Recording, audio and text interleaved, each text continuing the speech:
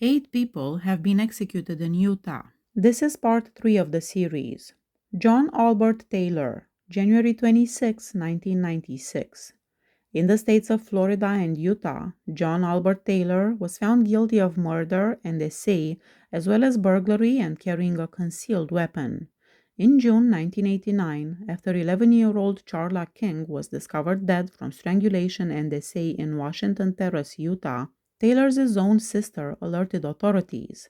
His prints were discovered at the crime scene, which was the apartment building where he had been residing. Taylor was given a death sentence in December 1989 and put on Utah State Prison's death row.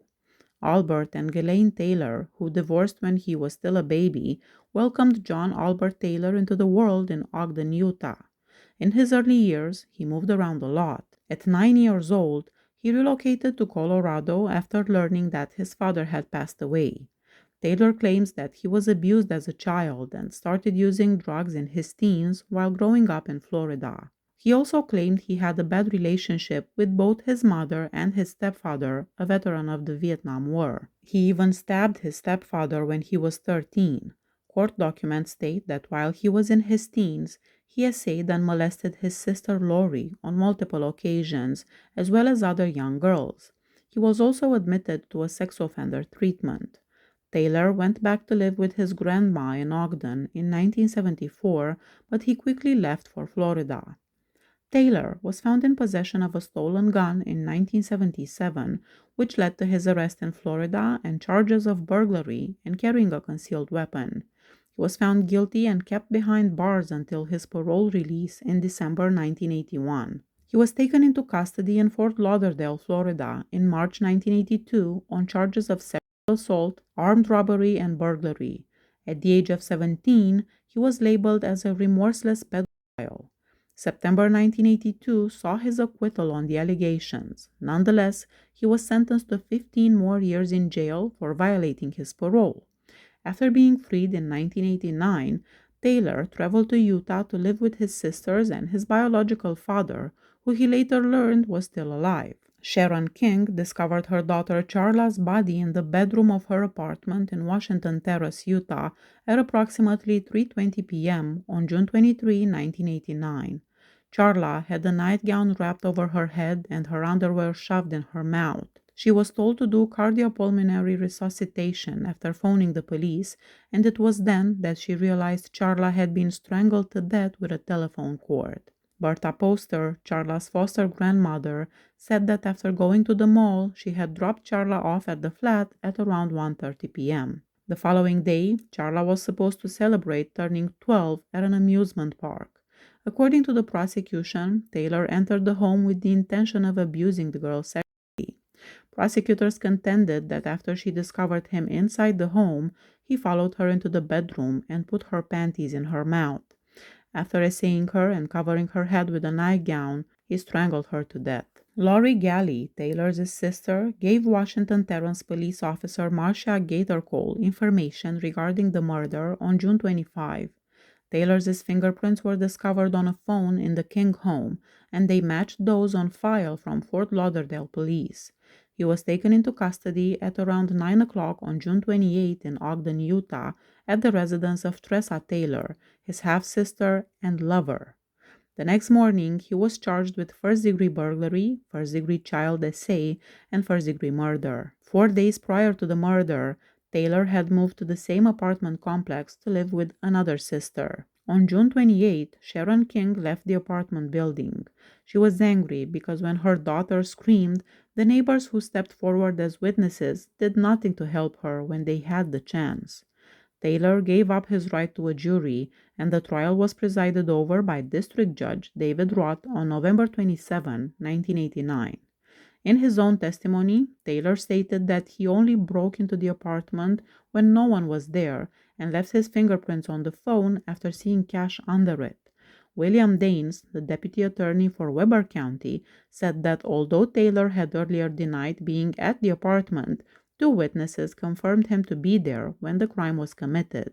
Mike Gallegos, a prisoner, said that after a brief talk, Taylor admitted to him that he had accidentally killed the girl and had been masturbating on her body.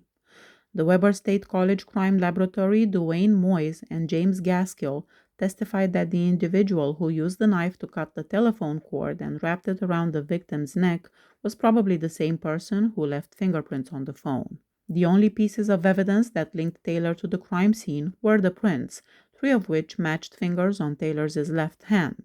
The flat contained no evidence of a break-in or the involvement of any other individual in the murder. Judge Roth convicted Taylor on December 5, 1989, of first-degree child essay and first-degree murder of Charla King.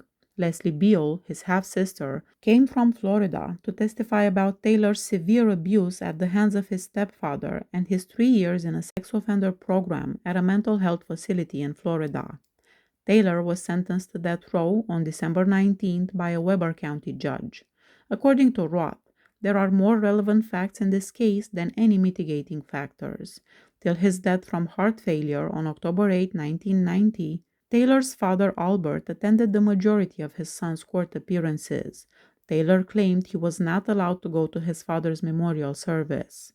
Taylor chose to be executed by firing squad to make the process more difficult for Utah state officials. For his last meal, Taylor ordered a large ambassador pizza with thin crust, onions, mushrooms, hot peppers, sausage, pepperoni, ham, and extra cheese, and a Coke. With the help of former lawyer Ed Brass and Catholic priest Reyes Rodriguez, who performed the last rites, Taylor had his last pizza along with his uncle Gordon Lee on his final evening. Deputy Warden Wally Schulson offered Taylor more pizza, soda, and coffee, but Taylor declined, saying he had stomach pain earlier in the day. Instead, he asked for antacid medication. After 6 years, Taylor was allowed to have one last cigarette, and he turned down the option to be sedated prior to his execution. Each of the 5 police officers who volunteered to perform the execution received $300. The Winchester Model 94 rifles used by the gunmen were identical. Randomly choosing each firearm from a table, one jail official gave them to another prison official who was seated in a small room out of sight. After loading the gun, the second prison official would put it back on the table. There were 4 firearms with live rounds in them.